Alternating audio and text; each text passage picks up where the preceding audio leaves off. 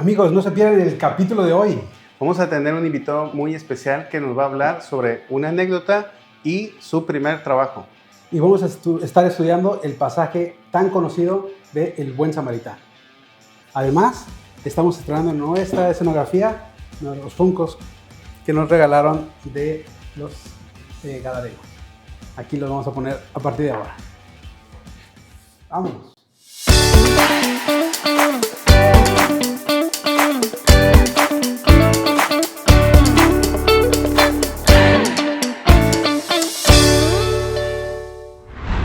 Hola, ¿qué tal? Yo soy Juanqui. Y yo soy Charlie. Y juntos somos Los Gadarenos. Y estaremos hablando de cosas de la vida. Pero desde el punto de vista cristiano. No tenemos otro. No tenemos otro. Así que comenzamos. Les dijimos que vamos a tener invitadazo y aquí está. Aquiles. ¿Qué pasó, Bienvenido, Jesse? bienvenido. Aquiles, Charlie. bienvenidísimo. Gracias por invitarme. Por fin tenemos. A alguien con pedigrí. ¿Por lo de perro o qué? No, Ya- por ya- la finura. Ya nos alcanzó el presupuesto. Ahora sí. Muchas gracias por aceptar la invitación. Gracias. Seas muy bienvenido aquí a nuestro programa Los Gadarenos. Una de las secciones es precisamente que nos contemos alguna anécdota que nos haya pasado a alguno de los tres. Si quieres empezamos con Charlie. Bueno, fíjate que esta es más de mi esposa, voy a poner a mi esposa. Hace un tiempo estábamos viendo una serie ahí en Netflix y pusieron una de Egipto y que había unas investigaciones y que habían encontrado unas pirámides y que unas tumbas y todo, ¿no? Entonces me puse a verla, ¿no? Y ella estaba trabajando en la computadora, pero estaba al lado mío. Entonces la estábamos viendo, pero estaba en el lenguaje original, estaba en egipcio, ¿no? Estaba en árabe. Estaba en árabe, pero tenía subtítulos. Estaba en jeroglíficos. Y entonces estaba hablando en árabe el tipo, pero tenía subtítulos, entonces pues yo iba leyendo, pero mi esposa estaba distraída. Y entonces conforme ella iba leyendo, yo iba leyendo todo, entonces llega una parte bien interesante. Y yo, no manches, se pasó lo que dijo. Entonces mi esposa me escucha y me dice, ¿por qué? ¿Qué dijo? Dijo que, y ella dice, solo yo, dice, me atrevo a preguntarte. Pues yo traía otra historia, pero ya que estamos quemando las esposas, para que nos manden a Latina al mismo tiempo, hace poco acabé de cachar que mi esposa tiene una estrategia. Los domingos nos arreglamos todos para salir y luego duda qué zapatos combina. Entonces hace cuenta que sale ya vestidita y con un zapato blanco y uno rojo, ¿no? Y me dice, ¿cuál queda mejor? Yo, pues el blanco. Ok. Ya seguimos arreglando, salgo al coche, las espero y sale con los rojos. y total, que eso lo has hecho mucho tiempo. Y apenas hace poquito le dije, ya vi tu estrategia. O sea, el que yo te digo es la peor combinación que va a haber. Entonces agarras el otro. Y nada más se ríe así. Sí. Que la pesqué. Esos son tus colores chiclaminos, ¿sabes? Sí. Wow. Como tienes mal gusto, el que tú me digas es el Ese no. Sí. Bueno, pues yo les voy a contar un poco al revés, para balconearme yo con algo que tiene que ver con mi esposa, pero me pasó apenas esta semana. Ya vimos a quién le pegan. Sí. Alguien se tiene miedo, ¿no? Yo no dije nada. Nosotros tenemos dos perritos ahí en la casa, ya llevan nosotros como 8 o 9 años. Y mi esposa los quiere mucho, mis hijos también, y a mí como que no me hacen tanta gracia, no que no los quiera, pero son muy de estar ladrando, ¿no? Como son perros chiquitos, oyen un ruido en la parte y llega Félix y llega mi esposa a dejar a los niños de la escuela y yo estoy en una videoconferencia. Entonces, esos ladridos me desesperan, me ponen muy de mal. Entonces, voy a agarrarte a tus perros, ¿no? Y en las noches siempre ya llevo a los perros, los dormimos atrás de la cocina, ponemos una rejita para que no se salgan, y luego una de ellas empieza a ladrar así como muy discreta, como sácame de aquí, y en las noches me despierta y me pone de mal humor. Entonces, hace un par de semanas estuvo batallando en las noches la perrilla, y entonces dije, ya, ahora que me vaya de viaje, voy a descansar de esta perra. Bueno, esta semana estaba de viaje, estaba ya por dormirme, estaba en un hotel, y entonces ya me acuesto, empiezo así a dormir, y de repente escucho. Y entonces dije, estoy soñando con esta perra, ¿no? Y ya te decir los ojos, y yo, no puede ser. Te la puso de ringtone. No, ¿sabes qué? Había un perro en el cuarto de enfrente del hotel. O sea, no lo podía yo creer. Entonces me salgo yo así en pijama del cuarto, abro la puerta y dije, estoy alucinando. Y sí, había un perro, un huésped del cuarto de enfrente, traía a su perrito y se salió y dejó al perro en el cuarto. Era tu suegro. Y ahí estaba ladre y ladre. Tuve que hablar a la recepción, se subieron a callar y todo, pero yo creo que fue como... parte de la enseñanza. Para la enseñanza de que... Y después oraste por él, ¿no? Claro. Con ronquidos. Sí, con ronquidos, pero bueno, en fin. Pero entonces la pregunta es, ¿cuándo se van a vender esos perros? Ya los regalé. No, sí, yo creo que me sacan junto con ellos antes, yo creo. Oye, y aquí les decía, comercial, perros gratis. Por cierto. A que le dé like. Están educados. Oye, nuestro próximo invitado, uno de los perros. Quejándose de Aquiles. No, Exactamente. Ladra en la noche. ronca en la noche. Eso yo. Pero bueno. Muy bien, muchas gracias. Pues como saben, también tenemos nuestra sección para que nos cuentes acerca de tu primer trabajo. Normalmente hablamos del primer trabajo donde recibiste dinero, ¿verdad? Porque a veces nos tocó trabajar en algo donde pues, hacías un trabajo, pero gratis. Pero ya un primer trabajo, aunque no fuera formal, pero que recibieras dinero. Okay. Cuéntame. Pues mi primer trabajo fue, y de hecho fue el primer trabajo que tuve y fue el primer trabajo en el que me pagaron, pero fue cuando tenía 16 años. A los 30. Oye, yo decía que me mantengan mis padres hasta que me puedan mantener mis hijos.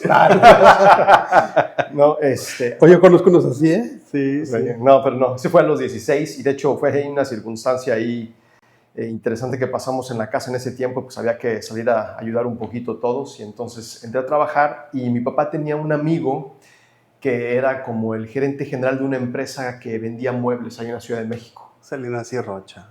No, se llamaba Organitec y entonces traían muebles como de diferentes lugares de Canadá, de Europa, así, y los vendían en México para oficinas, eran muebles de oficina, mobiliario de oficina. Muebles troncosos. Sí, así, Los de Chávez. ándale, la catafixia. Y entonces él me consiguió trabajo ahí como capturista, ¿no?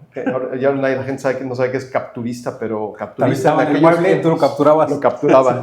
En aquellos tiempos tenías que imprimir unas hojas grandes en las impresoras esas de matriz, y entonces había datos y luego tenías que meterlo en un sistema contable, y entonces tenía que ir línea por línea metiendo los datos en la computadora y capturándolos. Bien orgulloso. Aquí está su inteligencia artificial. Aquí. Pero has de haber agarrado cierta experiencia hasta sin ver. Sí, la verdad es que sí. El teclado de los números lo manejo muy bien. De las letras más o menos. Pero ahí estuve trabajando, yo creo que como por un año más o menos. Entonces iba a veces después de la escuela en las tardes o los sábados y en el verano pues todos los días, de mañana a tarde. Entonces ese fue mi primer trabajo y me acuerdo que me pagaban la grandiosa cantidad de 400 pesos a la semana. Que convertido el día de hoy son como 2 millones. Pero de dólares. No, hombre. Imagínate, era pues muy poquito, la verdad. O sea, pues eran, no sé, $20 por una semana de trabajo. Sí, sí. Pero y pues Pero realmente ¿qué tal el eso, orgullo de papá? Se está haciendo hombre, mi hijo. No, eso sí. Y eso es verdad. Pero fíjate que interesante ahorita que dices eso. Justamente este verano, mi hijo, Santiago, comenzó a trabajar por primera vez. Hizo su internship y también tiene 16 años. Y está bien loco porque, o sea, está padre, pero como que empiezas a ver que ya los años han pasado. La generación, ¿no? Y la generación, y ahora le está tocando a él. Entonces, Y el salario. Y el salario, sí, no le dieron 400 pesos a la semana, gracias a Dios. Ya se nos invitó a comer y todo. Ya, bien. Se cortó una flor de su jardín. Entonces, pues sí, ese fue mi primer trabajo. Y con lo que ganaste ahí, ¿te acuerdas qué hiciste con tu primer entrada de dinero? ¿Llevaste a comer a tus? No. La verdad que no. La verdad, usaba ese dinero como para pagar el transporte público, para moverme al trabajo, y la otra mitad, pues seguramente en una salida con mis amigos, me imagino. Sí, la verdad, ¿no? Pero de ahí fue que te gustó esa rama de muebles de oficina, porque luego trabajaste mucho tiempo en eso, ¿no? Fíjate que no, porque de hecho más bien estaba todo el tiempo viendo números y eso, o sea, no estaba nunca en la parte del producto. Ese fue una pasión que me salió después. Okay. Pero fíjate, nunca lo había pensado, es interesante, que como que regresé a ese ramo años después. Yo pensaba que por eso, no. Sí, y que de ahí decidiste... No, fíjate que no, es interesante, pero no fue esa la razón. A lo mejor vengan a los Gadarenos, porque aquí van a descubrir las raíces de eso. ¿Cuál puede ser tu vocación? Tu primer trabajo puede ser lo que te vas a dedicar toda la vida. Ella empezaba a recordar cómo me regañaba mi jefe. Sacar los traumas, claro. Muy bien, pues muchas gracias. Vamos a la escritura, al pasaje que vamos a ver hoy. Es un pasaje muy conocido que se encuentra en Lucas capítulo 10, del versículo 25 al 37, que por título en general en las Biblias se conoce como el buen samaritano. ¿Y qué les parece si voy leyendo algún versículo y lo vamos comentando? Es el versículo 25, Lucas 10, 25. Y aquí, un intérprete de la ley se levantó y dijo, para probarla, o sea, Jesús: Maestro, ¿haciendo qué cosa heredaré la vida eterna? Fíjense que cómo tenemos etapas en nuestras vidas, ¿no? Ya como cristianos vemos etapas desde, claro, ahorita las separamos muerto y vivo, ¿no? Pero ya estando vivo, pues soy un bebé espiritual y voy creciendo y voy madurando, ¿no? Lo que llama la Biblia ancianos y eso, ¿no? Pero cómo en esas diferentes etapas yo no dejo de hacer algo en común. Porque yo sé que aquí marca un maestro de la ley, pero ese maestro de la ley, claro, todo con conocimiento, hace lo mismo que yo hago desde muerto, bebé, y es tentar a Dios, cuestionar a Dios, ¿no? Esta parte de aquí es muy tentadora para uno, acercarse a Dios y cuestionarle por qué el trabajo, por qué esta relación, por qué esta familia, por qué, y hacerle ese tipo de preguntas en la escena en la que yo me encuentro, ¿no? Y que no soy diferente a esta parte de la historia, ¿no? No soy diferente que este maestro de la ley a yo decir, no, es que él conoce la ley, por eso le pregunto, pero yo no soy así. No importa la etapa en la que yo me encuentre, muchas veces yo voy a cuestionar las cosas que hace Dios en mi vida, ¿no? Estos maestros de la ley regularmente eran los escribas o los fariseos, que habían seguramente estudiado en alguna escuela rabínica y que estaban capacitados como para interpretar la ley. Y esas interpretaciones en las que los maestros de la ley enseñaban en las sinagogas. Así que ellos venían de ser maestros a intérpretes. De alguna manera tenían mucho más respeto. Si de por sí los escribas eran respetados, pues ustedes todavía tenían mucho más respeto. Pero aquí lo importante de la pregunta o la intención es la intención, ¿verdad? De la pregunta, que dice que era para probarle o para tentarle, no venía con una pregunta genuina. Y la pregunta creo que se puede resumir en ¿cómo puedo ser salvo? ¿No? Para entenderlo más prácticamente. Dice el versículo 26. Él le dijo, o sea, Jesús le contestó, ¿qué está escrito en la ley? ¿Cómo lees? Fíjate que a mí me llamó mucho la atención esta forma en la que contesta Jesús, que era a veces un formato para responder preguntas de estudiantes, haciéndoles preguntas de regreso a ellos para que ellos pensaran y pudieran contestar. Y entonces Jesús contesta de esta forma. En lugar de contestar directamente la pregunta de este intérprete de la ley, de qué hacer para heredar la vida eterna, Jesús le dice, a ver, tú dime, ¿qué está escrito? Tú eres un intérprete de la ley, la has leído muchas veces, la conoces al derecho y al revés, ¿qué has entendido? ¿Qué está escrito? Pero la pregunta esta de cómo lees, esa palabra lees es una palabra que es en el griego original la palabra anaginosko, que quiere decir realmente distinguir, saber con precisión, identificar, volver a aprender, repasar. O sea, no nada más es un proceso de lectura, de ya lo leí, ya te puedo decir qué dice el libro, sino qué quiere decir, cuál es el propósito de lo que está escrito.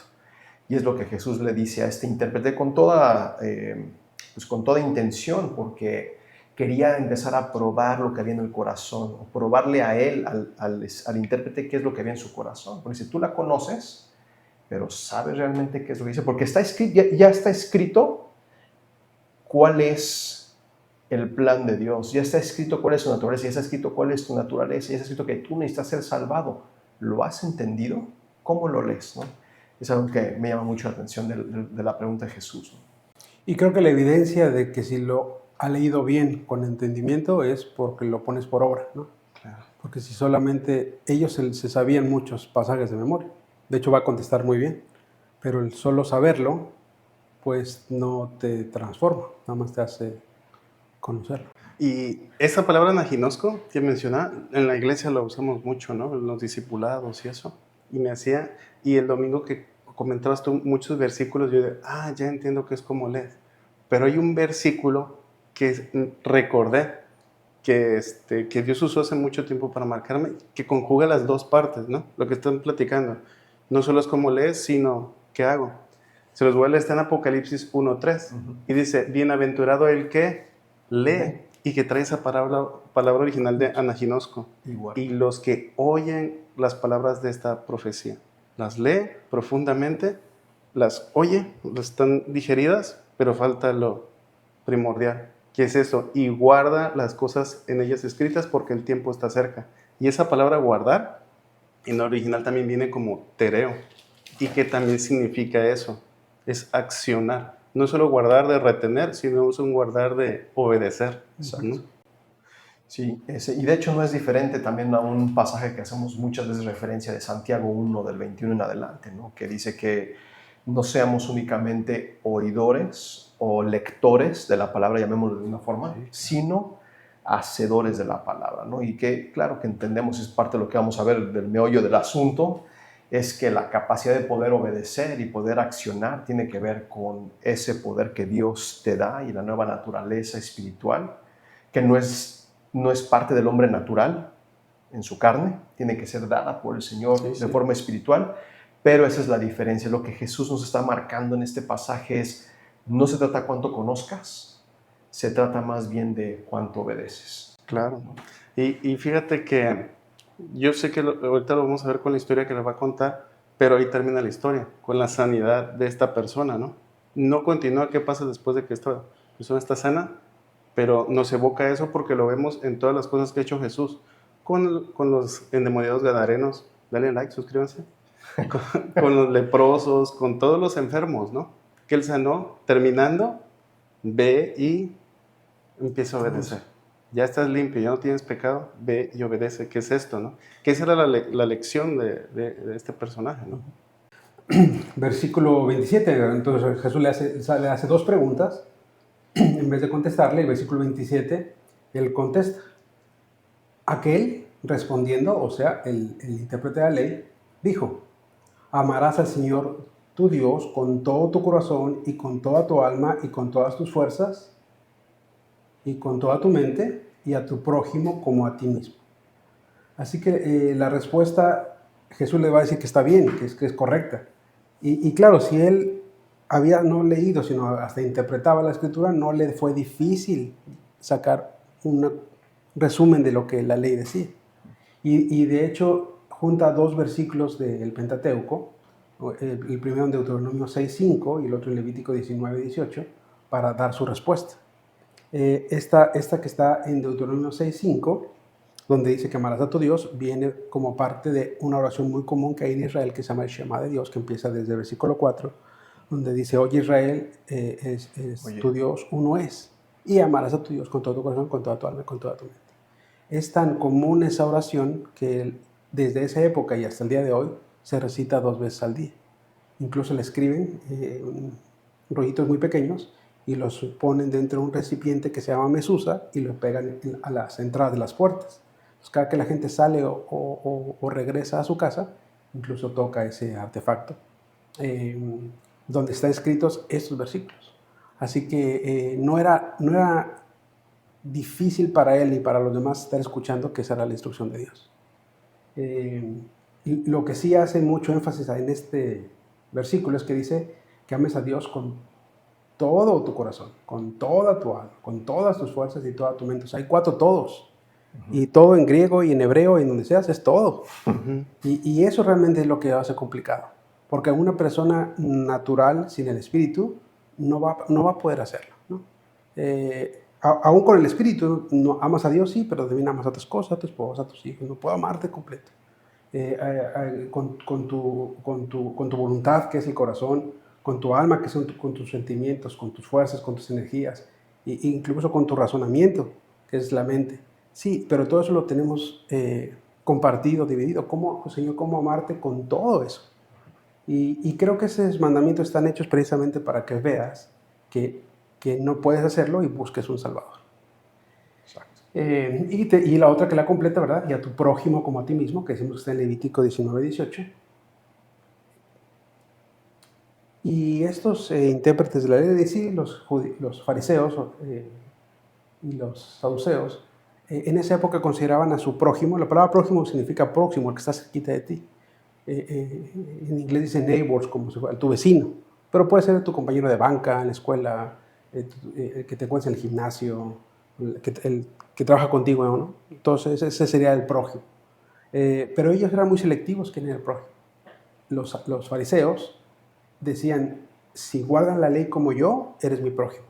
Pero si no la guardas, los veían hacia abajo. O sea, los judíos que no guardaban la ley como ellos, los veían menos. Los samaritanos que estaban mezclados, decían, no, eso es menos. Y los gentiles ni se diga, les decían perros. Entonces su círculo de observar quién era el prójimo, para ellos era pequeñito. Y entonces, el versículo 28, Jesús le dijo, bien ha respondido, haz esto y vivirás. Justamente es el punto, ¿no? O sea, la respuesta es correcta. Por cierto, Jesús había contestado de forma similar en Mateo 22, lo puedes ver tú a partir del versículo 34, cuando le hacen la pregunta de cuál es el mandamiento más grande, y él les dice lo mismo. Entonces, la respuesta es correcta y dice, bien has respondido, ok, sabes, ahora hazlo, ¿no? Y eso lo que uno podría esperar es que hubiera producido, como decía Juan Carlos, una reacción en esta persona, decir, oh, ¿sabes qué? ¿Cómo voy a hacerlo? No puedo hacerlo, nunca lo he podido hacer. Y por más que me esfuerce ahorita, no voy a poder hacer. Y ahí viene el dilema de, como dice Juan Carlos, necesito correr, abrazarme de un Salvador porque no puedo, veo mi incapacidad. Entonces, y Jesús, obviamente, sabiéndolo, se lo dice de esta forma. Y es bien importante porque debemos recordar que la salvación, heredar la vida eterna, que es la pregunta que esta persona está haciendo, no va a depender de nuestra capacidad de obedecer y de poner por obra la ley de Dios, porque dice la palabra por todos lados que por gracia somos salvos por medio de la fe. Efesios 2, 8 y 9 dice, y esto de la fe no es de nosotros, es un don de Dios, es un regalo de Dios. Y luego dice ahí en el versículo 9, no por obras, o sea, no vas a heredar la vida eterna en la salvación por obras, porque si no sería tu merecimiento, tu gloria, más bien es por misericordia de Dios para que de Él sea la gloria. Entonces, cuando dice, ve tú y haz esto, es, ok, no tengo la capacidad de hacerlo, entonces, ¿cómo voy a heredar la vida eterna? Pues por mi gracia. ¿Cómo? Creyendo en mí. Jesús se los dijo durante todo su ministerio. En esto consiste la vida eterna, en que creáis en Él y en el que Él ha enviado, en su Hijo Jesucristo. Entonces, esto es lo que debe de llevar a la persona, la predicación correcta de la palabra, de decir, estas son las demandas de la ley, nuestra incapacidad de nuestra carne nos deja cortos, como dice Romanos 3:23, estamos cortos de la gloria de Dios. Entonces, la única forma de poder acceder a la vida eterna es a través de la gracia de Dios, que nos salva porque Él así ha tenido misericordia de nosotros, no por nuestras capacidades, sino por su misericordia, ¿no? Y es que si no entiendes esto que estás explicando y lees simplemente la respuesta de Jesús, parece que lo manda a hacer la ley. Pero incluso en la misma respuesta dice, ¿quieres ir por el lado de la ley? Ok, pues ve y hazla. Pero mira cómo le dice,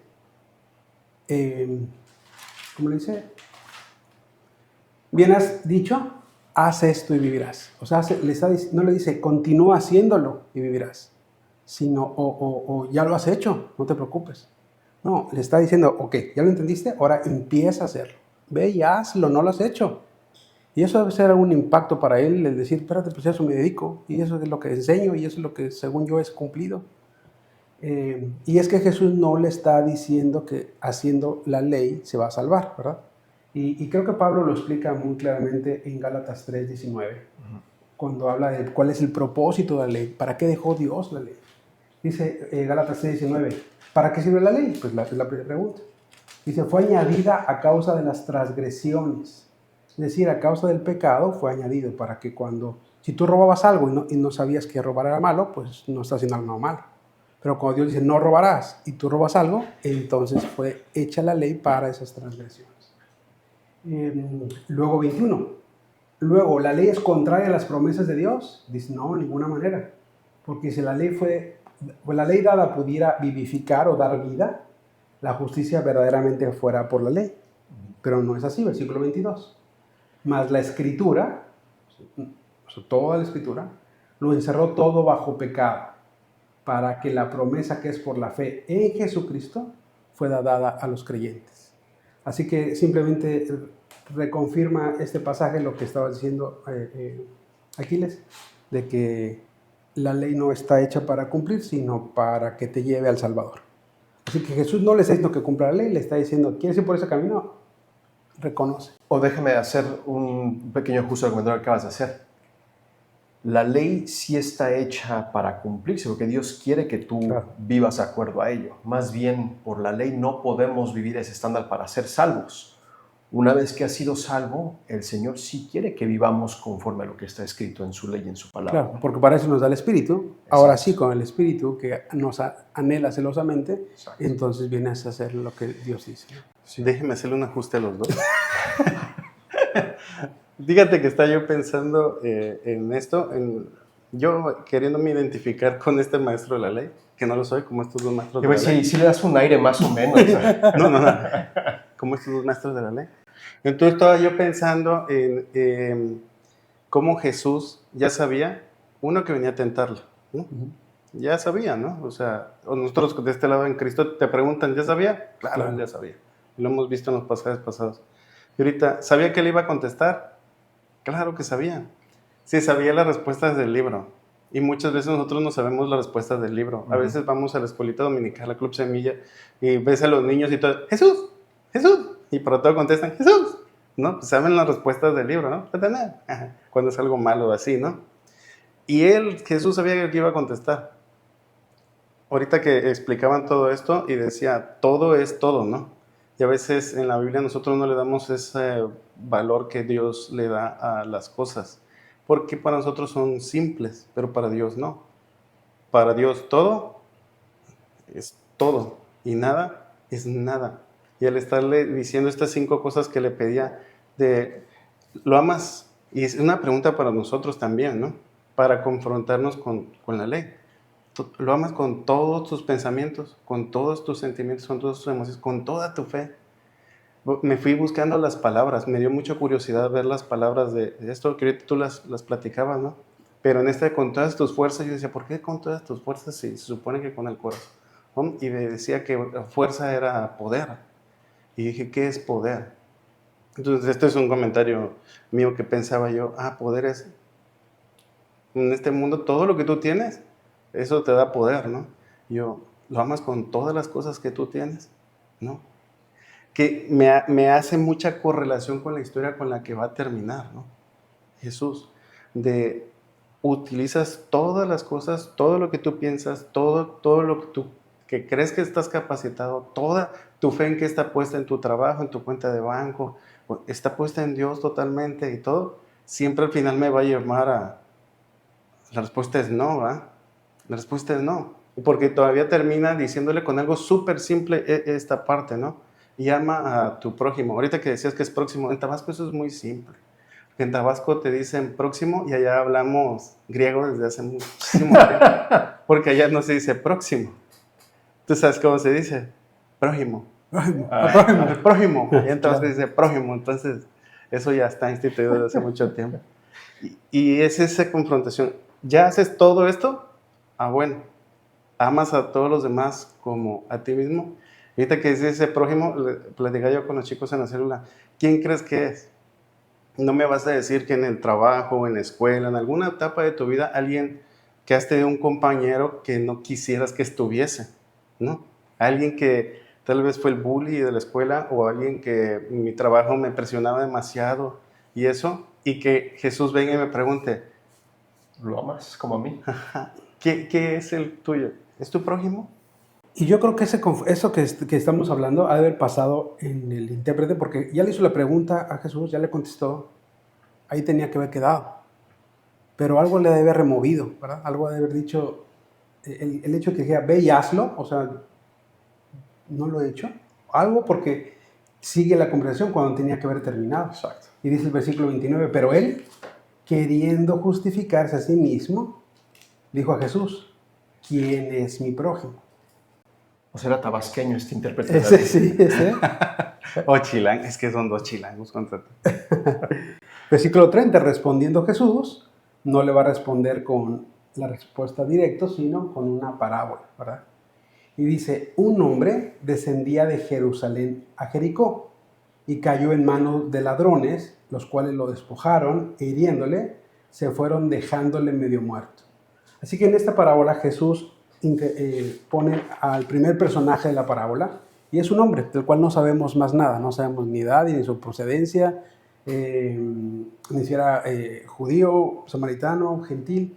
Por a quien le está contestando podemos asumir que era judío, pero no lo dice claramente. Lo que dice es que descendía de Jericó de Jerusalén a Jericó.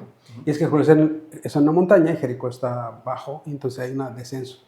Y es un descenso rocoso que le permitía, según los historiadores, a muchos ladrones resguardarse detrás de las rocas. De hecho, Josefo a ese camino le llamaba el camino de sangre. Así que cuando Jesús les cuenta que hubo un asalto ahí, pues no se les hace difícil a nadie seguir la historia.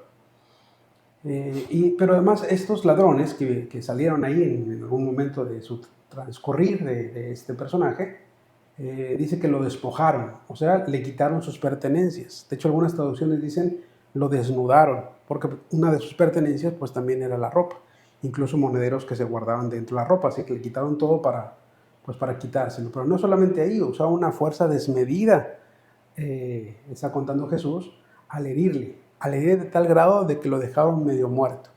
Entiéndase, si no recibía atención pronta, pues iba a morir, ¿verdad? Versículo 31. Aconteció que descendió un sacerdote por aquel camino y viéndole pasó de lado. Y aquí es donde se introduce el segundo personaje. Fíjate que curiosamente, esto es amor, ¿no? Esto es amor. Jesús ya no contestaba, lo habíamos, cuando estudiamos Mateo, llegó un punto en Mateo 13 que dice que ya no les explicaba las cosas, ahora les hablaba por parábolas. Entonces aquí estaba ya haciendo un parteaguas. Dime tú si esto no es amor, esto no es misericordia. Podía darse la vuelta y no contestarle. Sabía lo que había en su corazón y le empieza a explicar con una parábola. Una parábola que iba a tener el mismo efecto que la parte de arriba, solo que la parte de arriba era la ley, ¿no? Y esta es la gracia, ¿no?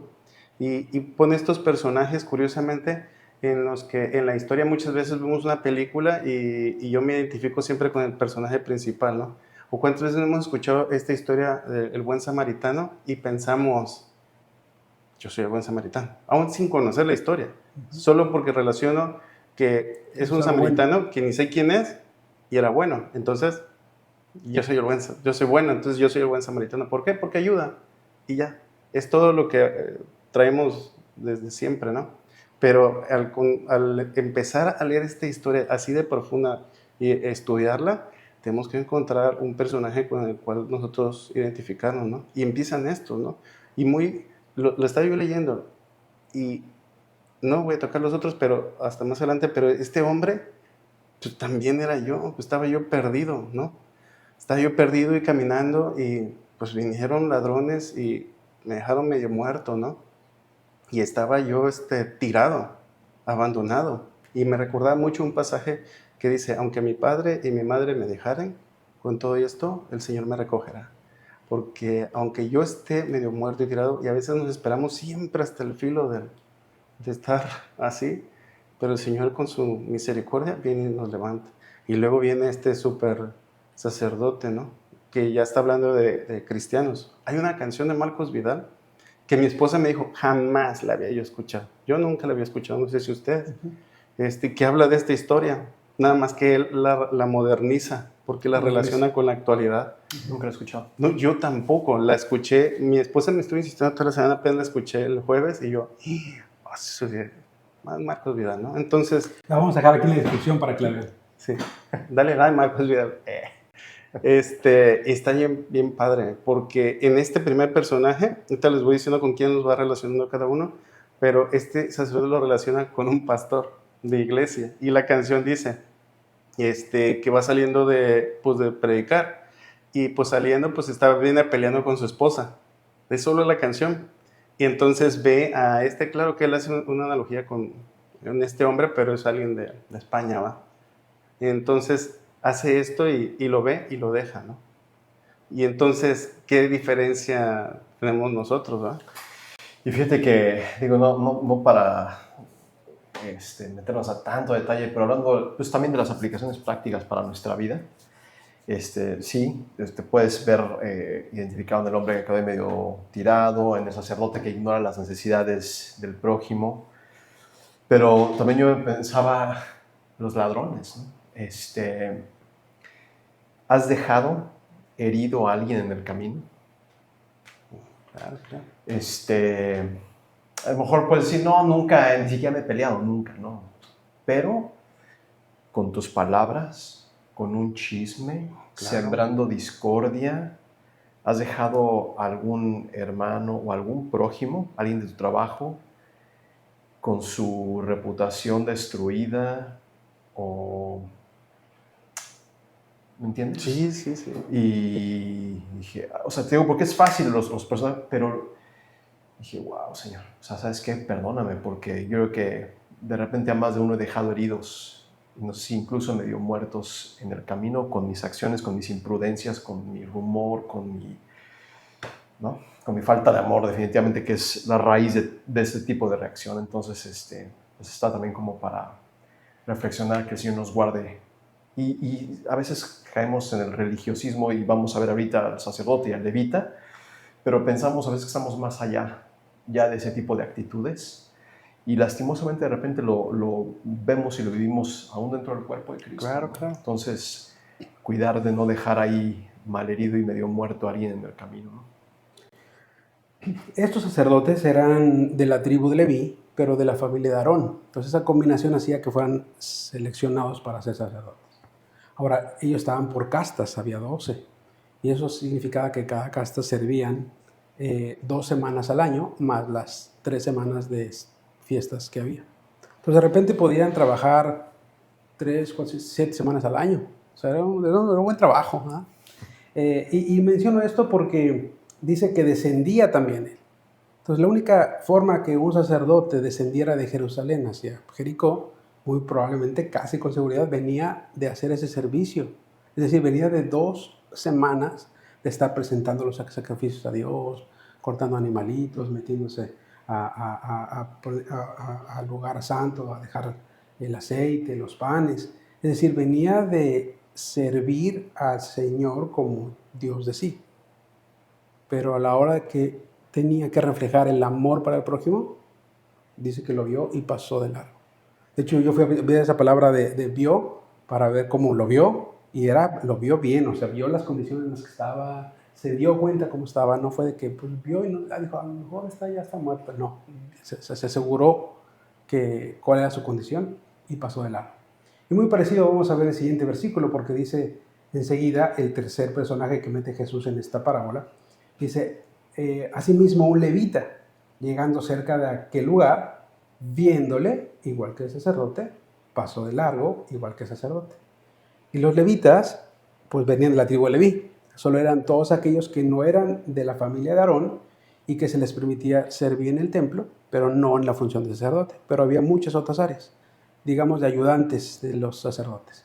Y eran los que abrían las puertas, los que traían a los animales para el sacrificio. Pero una función muy importante que hacían es que son los que levantaban o elevaban los salmos de adoración en el templo. Entonces venía a ser como el grupo de alabanza, ¿no? Quizá por lo que vas a comentar de la canción. Sí, porque decía en la canción de Marcos Vidal eso. Ahora venía el levita y el levita era el líder de alabanza. Dice, va el líder de alabanza y viene cargando los teclados, los cables y todo. Y pasa y ve al hermano de eso, lo ve y se va. Y va de largo, ¿no? Y nosotros, es que fácilmente, ahorita que estamos platicando de los personajes, vamos entrando en eso, ¿no? Ya va quedando fuera de mí el buen samaritano. Sí, ya se quedó atrás. Es que yo soy el buen samaritano del título. Y ahorita vas viendo y no solamente es un líder de alabanza, es un servidor de la iglesia. O sea, yo lavo los baños, yo también entro, me explico. O sea, quiero que toda la gente vea el bling bling o qué tan bueno soy, qué tan bueno sirvo, pero pues cuando voy de regreso a casa, pues mi esposa, mis hijos, mis hermanos de la iglesia, necesidad, que eso es lo que está hablando, ¿dónde quedé? Y el prójimo. No nada Sí, más sí, los sí, hermanos sí. de la iglesia, el prójimo en general. Claro. Está... De este levita no dice si descendía o subía, pero si su función era, entre otras, cantar alabanzas, o sea, venía a decir, Señor, tú eres mi fortaleza, tú eres roca mía, castillo mío, todos los salmos, ¿no? Sí, pero hablaba de reflejar amor, también se pasó de largo, igualito que el anterior. Y Jesús mete el cuarto personaje en esta historia, y dice el versículo 33, pero un samaritano que iba de camino vino cerca de él y viéndole fue movido a misericordia. Pues ya vemos finalmente a Charlie reflejado aquí en El tabasqueño. el tabasqueño, y así dijo el prójimo. Pues fíjate que me llama la atención que los dos personajes anteriores lo vieron. Y ese tercer personaje, el samaritano, también lo ve, pero antes de ver dice que vino cerca de él, ¿no? Y ya que estaba ahí, vio y entonces fue movido a misericordia, ¿no? Me recordaba la parábola de el buen sembrador, que salió a sembrar en 4 tipos de tierras. Todos oyeron la palabra, pero solamente en un tipo de tierra dio fruto. Aquí de la misma forma, 3 lo vieron, pero solamente uno de ellos fue movido a misericordia. Y pues sabemos que esa es definitivamente obra del Señor, pero Él, a diferencia de los otros dos, se acercó, vino y se acercó a Él, y entonces al verlo fue movido a misericordia, ¿no? Y era un samaritano que, pues sabemos que es un grupo, ya lo han tocado aquí en este canal también anteriormente, los samaritanos y los judíos se odiaban prácticamente, era un grupo étnico mezclado con gente que no era del pueblo de Israel. Y por eso había un odio grande entre judíos y samaritanos. Y entonces Jesús usa precisamente a un samaritano como el ejemplo de aquel que sí fue movido a misericordia a ayudar. Ni el sacerdote, ni el levita, pero sí un samaritano a quien tú desprecias, fue quien fue movido a misericordia. Entonces otra vez no se trata de religión, no es por carne, no es por sangre, sino por la voluntad de Dios, ¿no? Es algo interesante. Sí, al ser samaritano seguro no venía de adorar en Jerusalén. Más bien podríamos asumir que es un comerciante que va de una ciudad a otra llevando cosas para comprar y vender. Y para enfatizar lo que dice Aquiles, hizo 2 cosas que no hicieron nosotros, ¿no? Se acercó, también lo vio, pero en lugar de pasador de largo fue movido a misericordia. Esa es la diferencia. No sé qué piensen ustedes. Veo yo y dice que lo vio y se acercó. Cuando lo estaba yo leyendo y eso, yo dije, cuando yo estoy muerto, ¿quién es el que se acerca? Dios, ¿no? Él me ve y todo, Él se acerca. Yo no tomo esa iniciativa de acercarme, siempre voy a la iglesia por los motivos incorrectos, ¿no? Y Él se acercó. Este samaritano no solo pone sus recursos, ¿no? ¿Por qué? Porque dice que probablemente se rasgó las vestiduras para tapar sus heridas o su desnudez, ¿no? Como estábamos platicando. Pone su aceite que traía, su vino, todo. Le da el lugar privilegiado, porque dice que lo pone sobre su cabalgadura. Dice 34, y acercándose, vendó sus heridas, echándoles aceite y vino, y poniéndole en su cabalgadura, lo llevó al mesón y cuidó de él. Sí, y te digo, y lo pone en este lugar privilegiado para él porque era su lugar de comodidad. Él venía ahí sobre su burrito y todo, y pues ahí traía todo. Entonces se lo da a él, ¿no? Para que pues, se vaya recuperando. Pero hay otra cosa muy importante que me decía un comentario en la semana, que le da no solo sus recursos, sino le da su tiempo. Y el tiempo para nosotros es igual a vida. O sea, le está entregando su tiempo de vida a él, porque muy seguramente él en su rutina diaria, como nosotros tenemos muchas ocupaciones y eso, pero darle a mi prójimo esto es yo quitarme de lo que yo esté haciendo y eso para yo entregárselo, ¿no? El intérprete le había dicho que la ley decía, ama a tu prójimo como a ti mismo, porque asume que ya te amas a ti, porque te dedicas tiempo a ti, el tiempo que dedicas para comer, que comas bien, para asearte, para dormir, para entretenerte, o sea, y dice, ama al prójimo de la misma manera que te gustaría que te amaran a ti. Exacto. Y creo que eso es lo que está pasando con él, porque lo que dices es que él no traía vendas, o sea, no era un enfermero. Para hacer un vendaje, probablemente tuvo que tomar sus ropas, hacer las tiras y taparle. Y dice que usa vino y aceite para que el aceite le ablandara las heridas, el vino como antiséptico para quitar las bacterias que pudiera haber ahí por el contenido de alcohol.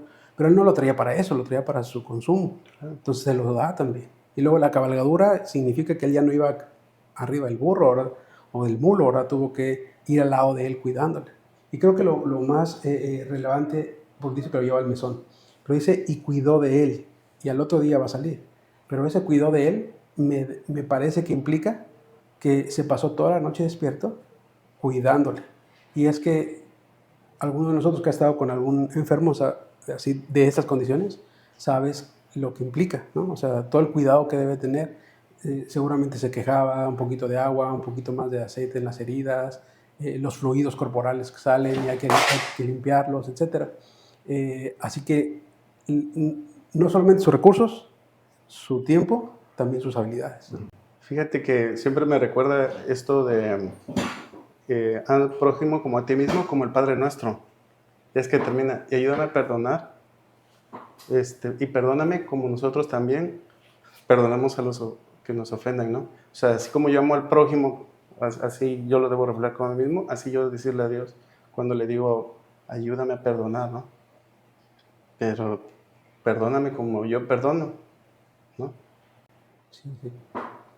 Dice el versículo 35, otro día al partir, y aquí queda un poco ambiguo cuándo es ese otro día, si pasaron varios días o no, pero todas las otras traducciones que leí invariablemente dicen al otro día. Así que podemos asumir que simplemente al otro día él tiene que seguir su andar de comerciante, pero el malherido pues no está listo para salir. Así dice el versículo 35, otro día al partir sacó 2 denarios y se los dio al mesonero. Y le dijo, cuídamele, y todo lo que gastes de más, yo te lo pagaré cuando regrese. Esa palabra de cuídamele, ¿no? Como me da así como, wow, o sea, me sorprende bastante porque lo ha hecho como suyo mismo, hablando de que el prójimo como a ti mismo, como tú quisieras sanarte, cuidarte y todo, tú quisieras que te atendieran para que te mejoraras porque estás entre la vida y la muerte, pues él así de la misma forma lo hace suyo y le dice al mesonero, cuídame. Y lo que haga falta, yo lo voy a poner, ¿no? O sea, yo creo que es producto de lo mismo que estamos viendo, ese amor como el que el samaritano hubiera querido que alguien le tuviera a él, ¿no? Es increíble leerlo, ¿no? Un denario era lo que se le pagaba a un jornalero por una jornada de un día, que era una moneda de plata esencialmente. Según los historiadores, dicen que estos 2 denarios podían haber alcanzado hasta para 2 meses de hospedaje. Así que estamos viendo algo muy generoso para el cuidado. Y todavía le deja la cuenta abierta, ¿no? Diciéndole, si llega a deber más, cuando yo regrese, ahí se ve como que era un comerciante que pasaba por ahí seguido, yo te lo pagaré cuando regrese. Y es por eso que platicaba yo, que considero yo que esta historia, ven, es la contraparte de la ley de arriba, porque esta es gracia. O sea, él medio muerto, abandonado todo, y un desconocido venga y eso es gracia, le está dando un regalo inmerecido, ¿no? Y este regalo de cuídale con un derecho de propiedad que estás platicando. Y aquí sí, fíjate, el ladrón no lo pensé, pero también aquí pensé en el mesonero, porque manda al mesonero y en esta historia no tiene otra relevancia más que esa, y se lo dio a un mesonero. Y ya, y recibe una instrucción. Y yo me acordaba de eso, de que a veces Dios ya nos maduró en la iglesia, y esos mesoneros son esos miembros de la iglesia que Dios nos pone, y llegan personas y vienen de otra iglesia o de una familia, porque con mucho amor a veces nuestra familia, y vamos a una iglesia y se los queremos encargar a alguien, ¿no? En nuestro caso que tal vez somos foráneos y se los llevamos a un mesonero, a ese personaje que, oye, cuídalo por favor, y todo lo que haga falta, Dios nos proveerá. Sí, pero por favor cuídalo. ¿Por qué? Porque es esa gracia que Dios nos entregó, gracia, darle gracia sobre gracia. Y esos personajes de mesoneros son esos, o cuando vienen con nosotros y nos dicen, cuídalo, viene de Monterrey o viene de McAllen y todo, pero por favor, ¿no? Sí. Dice el versículo 36. En el 35 terminó pues la parábola y Jesús ahora se dirige al intérprete de la ley y le pregunta. No le contesta su pregunta de quién era su prójimo. Jesús le vuelve a contestar con una pregunta y le dice, ¿quién pues de esos tres te parece que fue el prójimo del que cayó en manos de los ladrones? 37, y él le dijo, el que usó misericordia con él. Y entonces Jesús le dijo, ve tú y haz lo mismo. Fíjate que lo terminé de leer y no veía yo, no sé si enderezó su camino el maestro de la ley, ¿no? No lo sé, ¿verdad? No está en parte de la historia. Y me llama mucho la atención porque decía yo, quiero saber qué pasó con él, qué hizo. Y me quedaba pensando y en la reflexión Dios me decía, ¿ya entendiste todavía? Eres tú, es el libro de los hechos. ¿Ya entendiste? Y yo, claro, ya, va. Fíjate que a mí también me quedó esa, como que quisieras seguir la historia, ¿no? Sí. Y eso vamos a ver la próxima semana, nada. Pero dice después en el libro de los Hechos, que muchos más creyeron en su nombre, ¿no? No estoy diciendo que fue este intérprete, era yo, no uno de esos muchos más que creyeron, de aquellos que Pedro dio el primer sermón, que dijeron, ustedes pues, mataron al autor de vida, y ahora ¿qué haremos? Pues arrepiéntanse y bautícense, etcétera. Pudo haber sido, pudo haber no sido, no sé, algún día lo sabremos. Pero otra vez vuelve a dejar la instrucción Jesús de ve y haz eso mismo, vive de esta forma. Entonces, ya hemos hablado y hablamos muchas veces acerca de la incapacidad del hombre de vivir de esta forma, de amar a un prójimo como este samaritano amó a su prójimo, a un judío, a los cuales se odiaba. Más sin embargo, que también vale la pena que mencionemos, ¿no? Que también una vez que hemos sido habilitados ya, los que vivimos de este lado de la cruz y hemos recibido el Espíritu Santo y el Señor nos ha dado instrucciones claras, pues a ponerlas por obra. ¿Vamos a ser perfectos? No. ¿Vamos a amar a nuestro prójimo al mismo grado que nos amamos a nosotros mismos? Sean honestos, la verdad que va a ser difícil, pero hemos sido habilitados para ello. Y el Señor lo pide y el Señor lo busca. Entonces, ya no es una obra que yo voy a hacer para ganar mi salvación, esa ya la ganó Cristo en la cruz. Claro. Y yo la he recibido. Más sin embargo, sí creo, porque así está escrito, que el Señor me ha dado ese energeo ahora, esa capacidad que produce en mí el querer como el hacer, según Filipenses 2:13, para ahora ocuparme, ahora hacer, ir a buscar. A lo mejor en lugar de ignorarlo y pasar de largo 10 de 10, pues a lo mejor voy a pasar de largo nomás 5 de 10. Y yo espero que a lo mejor en unos años más de seguir creciendo y madurando el Señor, pues sean nada más 2 de 10. Y siempre va a haber por lo menos 1 de 10, porque no perfeccionará el Señor su obra hasta que regrese por nosotros, pero sí deberíamos de ver como una evidencia de nuestra salvación que estamos caminando con cada día más habilidad, no nuestra, sino del Señor en su Espíritu, de obedecer lo que Él nos pide que hagamos. Creo que con esta parábola el Señor le contesta las dos preguntas que tenía el intérprete. La de quién es mi prójimo, pues es muy clarita, ¿verdad? Con la historia se relata solo. Él pensaba que su prójimo eran los que se parecían a él, los que acepto lo que ellos hacen, los que conviven conmigo, los que hablan como yo, los que comen lo que yo como, ¿no? Y el Señor le amplió su concepto a decirle, tu prójimo es todo aquel que tenga necesidad y tú te cruces en su camino. Pero con la misma parábola le está contestando la primera pregunta, ¿cómo puedo ser salvo? Y como él pensaba que por la ley, y lo mandó a hacerla porque no la había hecho, aquí realmente refleja lo que es el Evangelio. El Evangelio es la salvación, es por gracia. Nosotros estábamos por nuestras malas decisiones, como ese hombre, sí, lo asaltaron, pero no era el mejor tiempo para ir, tampoco ir solo, era bien conocido ese lugar que era peligroso, hasta tenía el apodo del camino de sangre. O sea, las malas decisiones de él lo llevaron a que llegaran ladrones, a que llegara el enemigo, a que llegaran circunstancias en la vida que lo terminaron dejando malherido, golpeado, y así estábamos nosotros. Y en esa condición de medio muertos o muertos espirituales que estábamos en destino de tener esa fatalidad, pasó la religión y lo único que vio dijo, estás bien grave, o sea, no te puedo ayudar, o sea, ni te quiero ayudar, no tengo con qué, y se fue. Y luego pasó otra religión o pasó la filosofía y dijo, no, pues sí, estás mal, y se fue. Hasta que llegó aquel buen samaritano que es Jesús para nosotros, donde se acercó, vio también la necesidad, pero fue movido a misericordia. Y esa frase de fue movido a misericordia se repite en otras parábolas, como la de los dos deudores, donde el rey, representando a Dios, dice que el deudor principal le debía mucho dinero y fue movido a misericordia para perdonarlo. En la parábola del hijo pródigo, el padre, una vez que el hijo regresa, el que se había ido, dice que el padre fue movido a misericordia y también representa a Jesús. Así que hay tres parábolas donde se mueve a misericordia a alguien para ayudar a otro. Y eso nos deja muy claro que esta parábola, como todas las demás, hablan del plan de salvación. Claro. Jesús viene y no solamente es movido a misericordia, porque tiene compasión, le da un dolor por la circunstancia, pero toma una acción para hacerlo. Y su acción fue dar lo suyo, ¿verdad? Así como él puso su ropa, su aceite, su vino, su caballo, su dinero, su tiempo, sus habilidades, Jesús hizo lo mismo. Nos dio de lo suyo. Incluso tomó nuestro lugar para que nosotros pudiéramos tomar el de él. Y se fue, pero no nos dejó sin cuidado.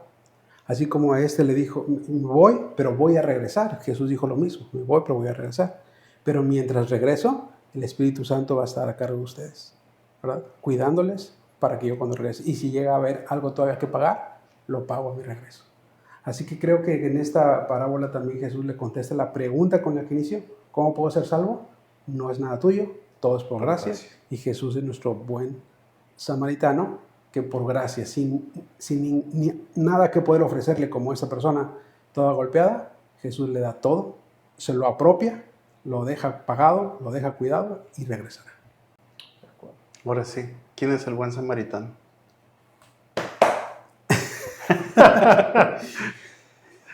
Pues, Jesús, pero Claro. humanamente creo que nos identificamos más con los otros personajes, pero sí anhelamos ser eso. Seguro. Por lo menos nuestro concepto de lo que debemos hacer en ese Seguro, en ese samaritano soy. Bueno, no sé. Ahí voy. Sí. Sed santos porque yo soy santo, dice el Señor, porque así está escrito. Pero sí, Él fue nuestro buen samaritano que nos levantó estando muertos en nuestros delitos y pecados, como dice la Escritura, y ahora nos ha dado su gracia y nos ha dado vida juntamente con Él, ¿no? Entonces, pues, Nos trajo cuando éramos forasteros y nos vio y nos recogió y nos levantó cuando nadie nos quiso levantar y recoger, ¿no? así es. No sabemos, porque quisiéramos más de la historia, ¿verdad? No sabemos si cuando regresó ahí estaba él. Pero lo que sí sé es que esta persona, una vez que restauró su salud, no vio a la gente en necesidad de la misma forma que antes, ¿no? O sea, el que estaba lastimado y fue restaurado por gracia, cuando vio otra necesidad, ahora atendía. Es que piensa en esta acción de la situación de la historia. O sea, imagínate estar golpeado y todo, pero que fuera algo real en nuestras vidas. No vas a terminar igual. ¿Sí me explico? O sea, Y fíjate, esa frase la usa mucho el pastor en la iglesia, ¿no? De una gracia que es recibida, es una gracia que transforma tu vida. O sea, si este hombre realmente entendió que estaba a punto de morir y que si no hubiera sido por la gracia de este otro hombre, del buen samaritano, hubiera muerto, claro que no volverá a vivir su vida de la misma forma. Va ahora a producir en él ese deseo por hacer lo mismo, ¿no? Pero también cabe la posibilidad de que pues él se hubiera sentido la víctima, de que Me golpearon. y yo ¿por qué voy a ayudar, no? Entonces realmente esa no hubiese sido una gracia recibida. Sí, Entonces cuando alguien recibe realmente el perdón de Cristo, el amor de Cristo, la restauración de Cristo, la paz que Cristo trae, es que entonces ahora tú puedes también de esa misma forma dar, amar, procurar, ayudar, servir, etc. ¿no? Cuando esa gracia transforma, esa gracia se manifiesta. Y creo que ahí queremos llegar. Es nuestro anhelo. Claro. Amén. Pues muchas gracias por la visita. Un placer. Muchas gracias. Nos vamos, pero no dejes de seguirnos en las plataformas que aparecen, o me refiero en las redes sociales. No dejen de poner sus comentarios, son muy valiosos. Si tienen alguna anécdota que quieren que contemos, escríbanoslas aquí por favor y suscríbanse y denle like. Y recuerda cuán grandes cosas ha hecho Dios contigo. Y cómo ha tenido misericordia de ti. Chao. Hasta luego.